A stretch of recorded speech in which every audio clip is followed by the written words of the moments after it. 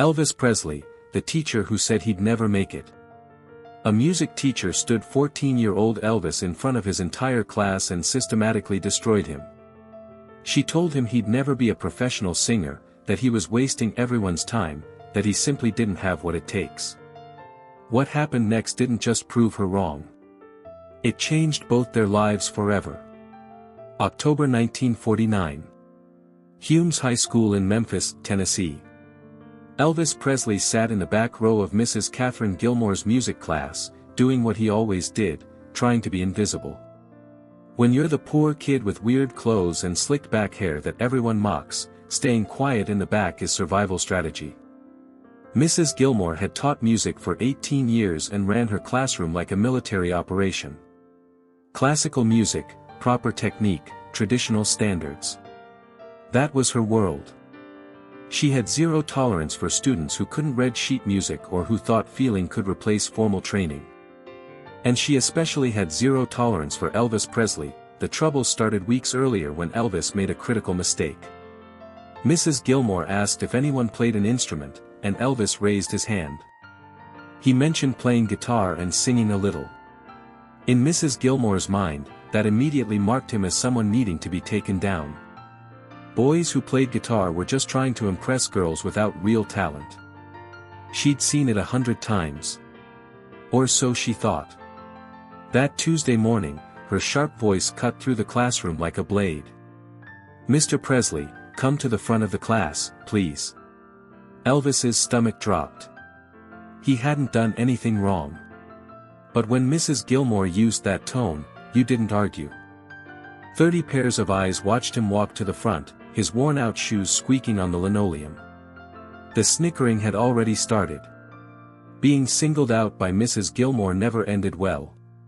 "Class, I want to use Mr. Presley here as an example," she announced, arms crossed, standing beside him like a prosecutor.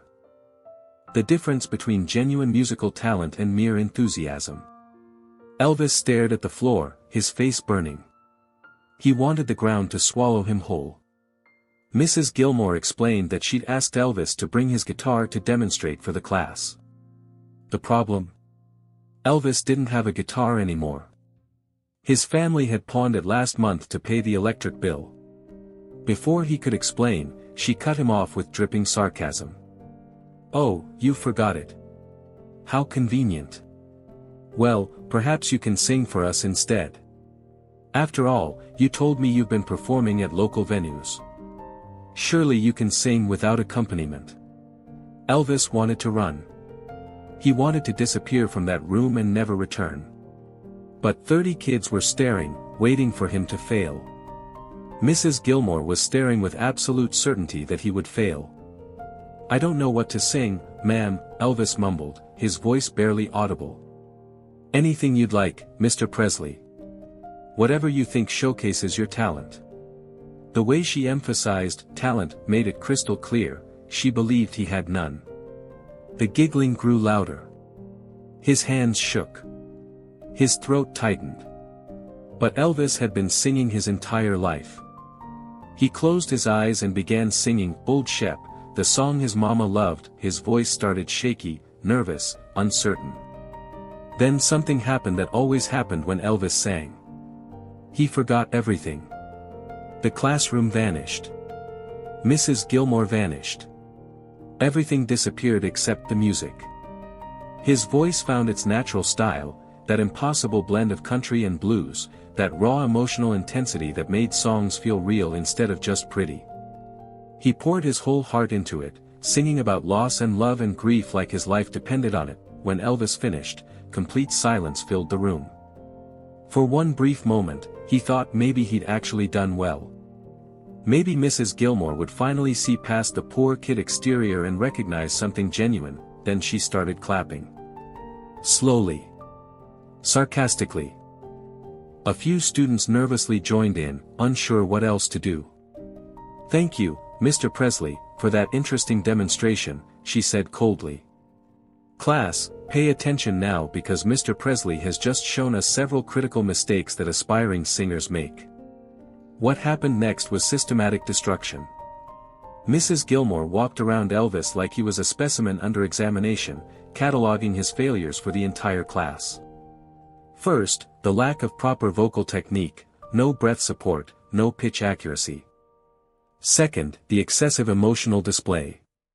In professional music, we control our emotions. We don't let them control us. Third, and most damning, the stylistic confusion. Is this country? Is this blues? Mr. Presley seems unable to commit to a single genre, which shows a fundamental lack of understanding about music. Each word landed like a physical blow. Elvis kept his eyes down, blinking back tears that threatened to fall. Then Mrs. Gilmore stood directly in front of him and delivered the killing shot. Mr. Presley, I'm going to tell you something, and I want you to listen carefully. I've been teaching music for 18 years. I've seen hundreds of students come through these doors. Some have genuine talent. Most don't. You, unfortunately, fall into the second category. Elvis finally looked up, meeting her eyes. What he saw there was absolute certainty. No doubt. No hesitation. Just cold, clinical judgment. You have enthusiasm, I'll grant you that. But enthusiasm isn't talent. Playing guitar at local venues for tips isn't a career. It's a hobby at best, a delusion at worst. Your voice is untrained. Your style is confused. Your understanding of music theory is non-existent. The classroom had gone dead silent. Even the kids who usually laughed at everything seemed uncomfortable with how brutal this was getting. But Mrs. Gilmore wasn't finished. My advice to you is to give up on this music fantasy now, before you waste years of your life chasing something you'll never achieve. You will never be a professional singer. You don't have what it takes. The sooner you accept that, the better off you'll be. She turned back to the class for her final lesson. Mr. Presley has done us a service today by demonstrating what not to do. He's shown us that raw emotion without technical skill is just noise. That mixing genres without understanding them is just confusion. And that confidence without competence is just arrogance. She looked back at Elvis one last time. You may sit down now, Mr. Presley. And please stop wasting everyone's time with these musical pretensions. Elvis walked back to his desk feeling physically beaten. Nobody looked at him. Nobody said a word. He sat down and stared at his desk for the rest of class, not hearing a single thing Mrs. Gilmore said. Her words just kept replaying on an endless loop. You will never be a professional singer. You don't have what it takes. After class, Elvis didn't go to his next period. He walked straight out of school, got on the city bus, and rode all the way home to Lauderdale Courts.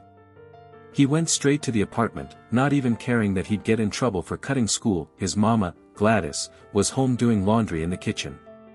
She took one look at Elvis's face and dropped the shirt she was folding. Baby, what happened? Why aren't you in school? Elvis tried to hold it together, tried to be tough like his daddy would want. But the moment his mama asked, everything came pouring out. He told her everything, about being made to sing in front of class, about being told he'd never make it, about being used as an example of what not to do. Gladys listened to the whole story, her face getting harder and angrier with each word. When Elvis finished, she grabbed her coat immediately. Come on, she said. We're going back to that school. Mama, no, Elvis started. Elvis Aaron Presley, no teacher is going to talk to my son that way. Not on my watch. They took the bus back to Humes High School. Gladys marched straight to the principal's office with Elvis trailing behind, embarrassed but also secretly glad his mama was fighting for him. The principal, Mr. Robert Cole, listened to Gladys's furious account of what happened in Mrs. Gilmore's class. He promised to speak with Mrs. Gilmore about her teaching methods, but he also gently suggested that perhaps Elvis was being overly sensitive. That constructive criticism was part of education. That wasn't constructive criticism, Gladys said, her voice shaking with controlled anger. That was humiliation. That was a teacher using her position to crush a child's dreams in front of his peers. And I won't stand for it. Walking home from the bus stop afterward, Gladys put her arm around Elvis. Baby, I want you to listen to me real careful. That woman doesn't know what she's talking about. Elvis shook his head. Mama, she's been teaching music for 18 years. She knows more than, she knows how to teach kids to sing like robots, Gladys interrupted. She knows how to make them follow rules and fit into boxes. But you know what she doesn't know? She doesn't know that the best music in the world comes from people who don't fit in boxes. She doesn't know that feeling is more important than technique. And she sure as hell doesn't know my son. Elvis wanted desperately to believe her, but Mrs. Gilmore's words were still echoing. You will never be a professional singer. Gladys stopped walking and turned Elvis to face her. You know what you're going to do? You're going to prove her wrong. Every time you sing, every time you perform, every time someone tells you you're good, you're going to remember what that bitter old woman said. And you're going to use it as fuel. That night, Elvis couldn't sleep. He kept thinking about standing in front of that class. The laughter. Mrs. Gilmore's absolute certainty that he would fail. But he also thought about his mama's words. About using it as fuel. The next day at school, Elvis walked past Mrs. Gilmore in the hallway. She didn't acknowledge him, didn't even glance his direction. He was just another failed student to her, already forgotten. Just another kid who thought he had talent but didn't. But Elvis looked at her, and he made a silent promise to himself. One day, he would make her remember him. One day, she would know his name. And one day, she would realize just how wrong she'd been. Elvis started performing more after that. Every local venue that would have him. Every radio amateur contest. Every talent show. Every street corner where people would listen. He sang with more intensity, more passion, more determination than ever before. And every single time someone told him he was good, every time someone requested a song, every time someone threw money in his guitar case, Elvis thought about Mrs. Gilmore. He thought, see? You were wrong. In 1954, when That's All Right started playing on Memphis radio, one of the very first things Elvis thought about was Mrs. Gilmore. He wondered if she'd heard it. He wondered if she recognized his voice. He wondered if she remembered the kid she'd humiliated in front of his entire class 5 years earlier. By 1955, Elvis was playing sold-out shows across the South. By 1956, he was the biggest star in America. His name was everywhere. His face was on every magazine. His voice was on every radio station. And by 1957, Elvis Presley was a household name around the entire world. In March 1957, Elvis returned to Memphis for a charity concert. The local newspaper ran a huge story about their hometown hero, mentioning that he'd graduated from Humes High School. The article quoted several of his former teachers, all suddenly claiming to have recognized his talent early on. They all remembered encouraging him, seeing something special in him. Katherine Gilmore was not among those quoted. But she read the article in her kitchen that morning, staring at a photo of Elvis on stage in front of thousands of screaming fans.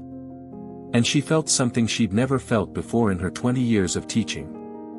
The sickening, overwhelming realization that she'd been completely, utterly wrong. A few weeks later, Mrs. Gilmore did something she'd never done in her entire teaching career. She wrote Elvis a letter. She sent it to his management company, not really expecting it to reach him. Honestly, she half hoped it wouldn't. In the letter, she apologized. She explained that she'd been teaching the same way for so long that she couldn't recognize talent that didn't fit her narrow definition. She said that watching him succeed had taught her more about music than 20 years of teaching ever had. She asked if he could ever forgive her for what she'd said that day in class. For how she'd treated him. For how wrong she'd been. Elvis received the letter while on tour. His manager assumed he'd throw it away immediately. Why wouldn't he? The woman had publicly humiliated him, told him he'd never succeed, tried to crush his dreams in front of his peers. Instead, Elvis read the letter 3 times. Then he carefully folded it and put it in his wallet. When Elvis returned to Memphis a month later, he did something completely unexpected. He went back to Hume's High School and asked to speak with Mrs. Gilmore. She agreed, absolutely terrified about what he might say or do. She'd seen his success. She knew how wrong she'd been.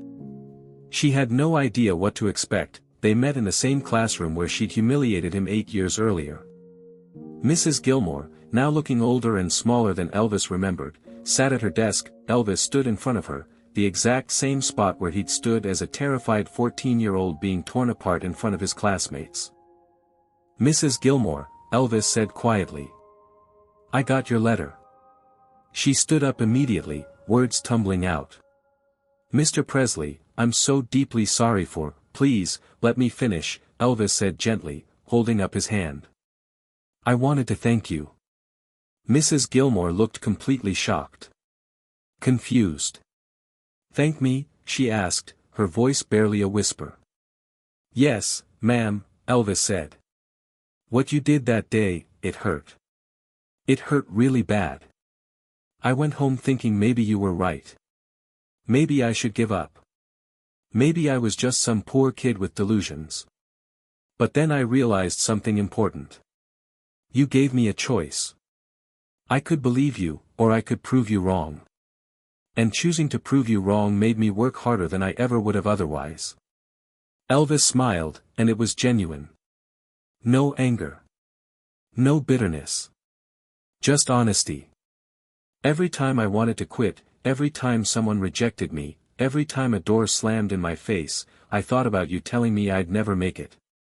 And I thought, watch me. You gave me that. So thank you." Mrs. Gilmore had tears streaming down her face. "I was so wrong about you. About everything. I'm so sorry." Elvis nodded. "You weren't all wrong, though. I didn't have technical training. I was mixing genres in ways that made no sense to traditional musicians. I was singing with too much emotion and not enough control. All of that was true. You just didn't understand that those things weren't flaws. They were what made me different." He sat down in one of the student desks, looking around the classroom, remembering. "You know what I learned from that day? I learned that the people who tell you that you can't do something are usually people who don't understand what you're trying to do. They're not evil. They're not trying to destroy you. They're just limited by their own understanding. They can only see the world through the lens of their own experience." Mrs. Gilmore wiped her eyes, nodding. "I've changed how I teach because of you, Mr. Presley. I tell my students now that there are many ways to make music, not just the way I was taught. That rules are guidelines, not prisons. That the artists who change the world are usually the ones who break all the rules I thought mattered.